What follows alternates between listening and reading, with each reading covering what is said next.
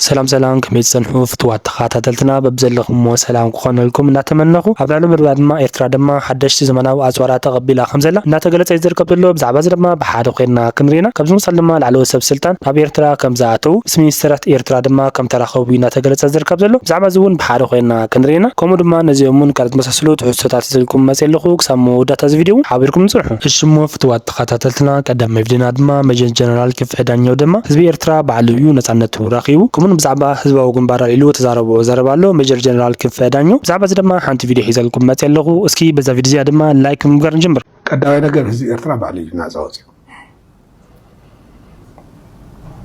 بمرحنة زاو جنبار قدمي أون مجاهات تساتفلو ناي بعلو وحلنا ناي بعلو ركوتنت ناي بعلو وفينت ناي بعلو مسوأتي يعويتوا إثيوبيا حبت علم يحو مجزأة إثيوبيا دواء مبان ناي بعلو عبي جامنيرو خجوز أوز خدو أسافر خجوز أوز خدو محاور خجوز أوز خدو سراويتات دعيخو زوم زعواتي እዚኣ ገዛእቲ ደስቲ ወሎ ቤት ወሎ ተሓቅሳ እቲ ቃልሲ ዝተኸፈሎ መስዋዕትነት ንጎኒ ገዲፍካ ከምዚ የለ ወሲድካ መን እዩ ፈሪሙ ሂቡ ዝበሃል ዘረባ በባዕሉ ማለት በትተኸፍለ መስዋዕትነት አዝባን መግዛእቲ ኢትዮጵያ ዝመፀ ዓነውነውኒ ከምዚ የለ ወሲድካ መን ይፈሪሙ ሂቡ ዝኢሉውን ባዕሉ መግዛእታዊ ዘረባ እዩ ንህዝብስ ከም ስኹኢሉ ከም ኣቕሓ ናይ ምርኣይ ጉዳይ ፈሪምካ ኣረኪቦ ኣለኹ ምባል ጌርካ ምርዳእ እዩ ፀረ ህዝቢ እዋም እዚ ከምኡ ኮይኑ ሓደ ምስ ህዝባዊ ግንባር ተጋድሎ ሓርነት ትግራይ ይኹን ህዝባዊ ወያነ ሓርነት ትግራይ ዝነበረና ኣፈላላይ ብዛዕባ ኣካይዳ ሪፈረንደም እዩ ንሕና ህዝቢ ኤርትራ ብሪፈረንደም እውን ከድምፅ ኣለዎ ናፅነቱ ንብል ነርና ምክንያቱም ናይ ህዝቢ ልዑላውነት ካብ ዝግለፀሎም ዓበይቲ መገድታት ሓደ ንሱ ስለዝኾነ ህዝባዊ ግንባር ናፃ ክኸውን ዝውስነሉ ኣካል እዩ ዝውስነሉ ዝብል ነይሩ ኣይንቕበሎን ነርና እዚ ሓደ ፈላላይ ኮይኑ ነይሩ ጥራሕ ኣይኮነስ ዘኳርየ ነጥብ እውን እዩ ነይሩ እዚ ነጥብ እዚ ንምንታይ ዘልዕሎ ዘለኹ እዚ ኤርትራ ኣድሚፁ ናፅነቱ ኣረጋጊፅ እዩ ዓብዪ ፊርማንስ እዩ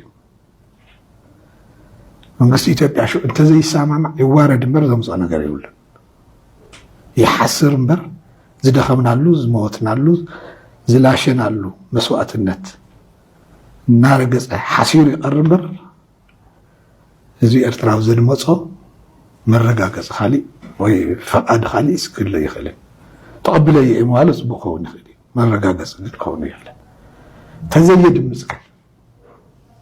ተዘየድምፅከ ህዝቢ ኤርትራ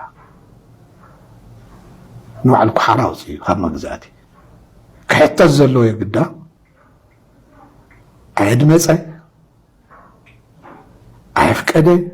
ዓዲ ድማ ተኸይዱ ዝወረረ መንግስቲ ኢትዮጵያን ሰራዊት ኢትዮጵያን እዩ كبزمو سالما بزعبا ناي قدا إرترا أبز على ترزي كم بيوصحه لا تقدر تيزر كبزلو بزعبا زدما حيزلكم متلخو اسكي نفتا فيديو خلفكم العال ناي قدا ناي أمريكا نتي يونيلاترال قدا أبتز العال ترزو يبزح زلو بساعة زي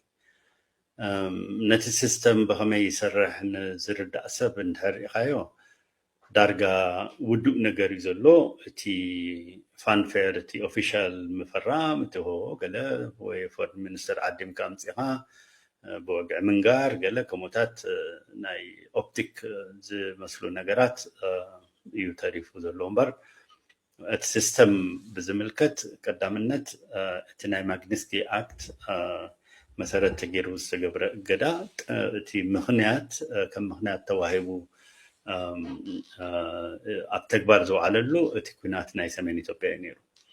ሕጂ እቲ ናይ ኩናት ናይ ሰሜን ኢትዮጵያ ኣብቂዑ ኣሎ። እቲ እናቱ ቻፕተር ትወዲኡ ኣሎ። ምኽንያቱ እቲ ናይ መግነስቲ ኣክት ዓመት እዩ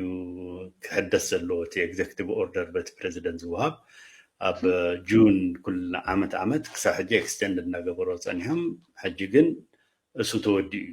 ተወዲኡ በቀዳማይ ናይ ኢትዮጵያ ፎሬን ሚኒስትሩን ከይዱ ኣብ ዝነበረሉ እዋን ተላዒሉ ወዲእና ኢና ኢሎሞ የምንዑ። ሕጂ እንታይ እዩ እቲ ፌዝ ናቱ ተወዲኡ እዩ። ሕጂ ሓድሽ ጀስቲፊኬሽን ኣምፅኦም ገና ክንቅፅሎ ኣለና እዝን ስለ ዘሎ ትንትን ስለ ዘሎ ተባሂሉ ክመፅእ ዝኽእል ነገር እንተዘይሃልዩ ነታ ፋይል ዝኸፈተት ጉዳይ ተዓፅያ። እታ ፋይል ከዓ እንታይ እያ ነይራ? ናይ ሰሜን ኢትዮጵያ ኩናት እያ ነይራ። እታ ፋይል ንወያነ ተንኪፋ፣ ንዓና ተንኪፋ፣ ንመንግስቲ ኢትዮጵያ ተንኪፋ፣ ንፋኖ ተንኪፋ። ሕጂ ዝተፈላለዩ ዓይነት እገዳታት ብዝተፈላለየ መልክዓቱ ኦፍ ደ ሴም ፋይል እዩ ተኸፊቱ እቲ እገዳ። ሕጂ እቲ ፋይል ተዓፅዩ So there is no more, technically, there is no more reason to مقتصال نايتي sanction قبل على إيرترا يلن unless حدش أرستي أمس يوم كم بحدش إذا كم زجرنا هنا جنزك قصة لله مخناتو ABCD نجارات توصيهم سلزلو قبل خاخد يوم. قبل نوصل لما ستالين لما تمدو كاب أف حرقتنا أو تينا يو قبل هذا زم حلفه ملقت له ستالين سكي سمينين ملس. والله بسترفة تفركتي بزعمة تمدو خنزار مثلنا كاب أف حرقتنا سيدنا يوم. ካብ ኣፍ ሓርገጥ ኢና ወሲድናዮ እዚ ነገር እዚ እዚኣ ዘይዝክር ሰብ ደሎ እዚኣ ግዜ እዚ ትግራይ ኣብ ምንታይ ኩነታት ከም ዝነበርና ትዝክርዎ ዶ? ቀለበት ዝቀለበት እዚ ናይ እንታይ ቀለበት መስለኩም? ከመይ ጌርና ኢና ሕዲግናዮ? ናብዚ ንዘከሮ ጀግናው የኤርትራ ሰራዊት የጋራ ጠላትን በጋራ በመቀጥቀጥ ከከፍተኛ ጀነራል መኮንኖቹ ጀምሮ ከኢታማጆር ሹሙ ጀምሮ እስከታች ያለው ሰራዊት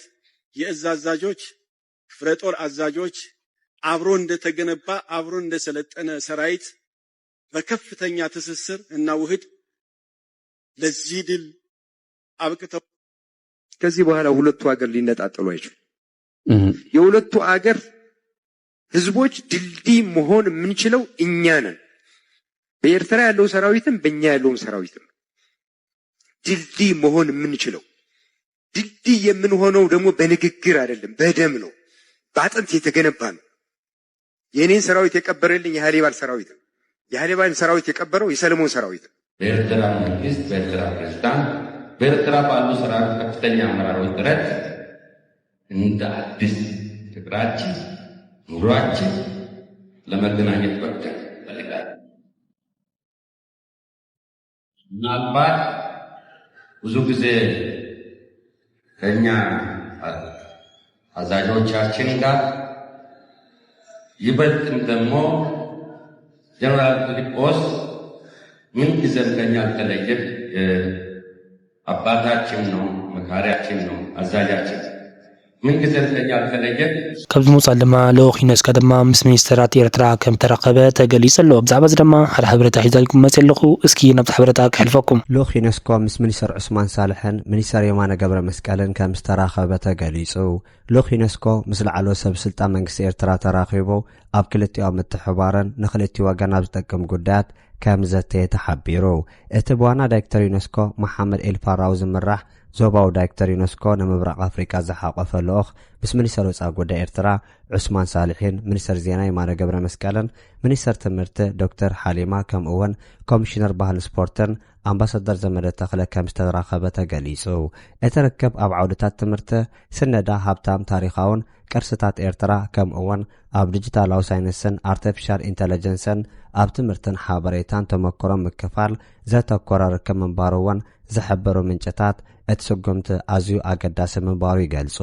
ናህላ ባላጂ ኣካየትን ኣዋህርትን ሕብራት ሃገራት ኣብ ኤርትራ እውን ኣብ ኣጠምስታ ዝሕብሩ እቶም ኤርትራ ምንጫት ኣብ መንጎ ክልቲኡ ወገን ዝጸንሐ ምትሕብባር ንምዕዋድ ንምሕያድ ኣብ መረዳእ ተበጺሑ ከም ዘሎ ምግላጽ እውን ተሓቢሩ ካብዚ ወጻኢ ድማ ሓደሽቲ ዘመናዊ ኣጽዋራት ናብ ኤርትራ ከም ዝኣተወ እንዳተገለጸ ይዝርከብ ዘሎ ብዛዕባ እዚ ድማ ሓደ ሓበሬታ ሒዘልኩም መጽ ኣለኹ እስኪ ናብቲ ሓበሬታ ከሕልፈኩም ኤርትራ ኣብ ዞባ ቀርኒ ኣፍሪካን ቄሕ ባሕርን ጉዳይ ድሮናት ሓያልን ጸላዊትን ኮይና ትመጽእ ኣላ ኤርትራ ናይ ሩስያ ናይ ኢራን ሻሂድ ከምኡ ድማ ናይ ቱርክ ድሮናት ዓጢቓ ከም ዘላ ተገሊጹ ኤርትራውያን ፓይለታት ኣብ መንጎ 2018-2020 ስልጠና ከም ዝወሰዱን እቲ ሓድሽ ኣጽዋር ድማ ኣብ መንጎ 2025-2026 ክትርከቦ ምዃና ተገሊጹ ኣሎ እዚ ድማ ኤርትራ ጸብለልታ ዘለዎ ወታደራዊ ሓይሊ እናሃነጸት ምህላዋ ይምልክት ሓይሊ ኣየር ኤርትራ ሰማያት ኤርትራ ዘካየደ ዘሎ ልምምድ ነፈርቲ ኦቢሎ ዘርኢ ቪድዮ መዘራረበ ኮይኑሎ እዚ ቪድዮን ስርዓት ብልጽግና ናብ ራዕዲ ዘእተዎ ምዃኑ ይግለጽ እተን ነፈርቲ ኤርትራ ብዝሓጺር እዋን ካብ ሩስያ ዘእተወተን ዘመናውያን ነፈርቲ ምዃነን ይግለጽ ኣሎ መንግስቲ ኤርትራ ንሓይሊ ኣየሩን ባሕርን ንምጥንኻር ዘመናዊ ኣጽዋር ክዓጥቕ ጸኒሑ እዩ እሺ ፍትዋት ተኸታተልትና ልምዓት ንረና ሓበሬታ ነዚ ይመስል ነይሩ ክሳብ ቀጻሊ ብሓድሽ ፍልሰት ንረኽብ ክንዲ ደምሳኹም ላይክ ምባርክ ይትረስዑ ሰናይ ግዜ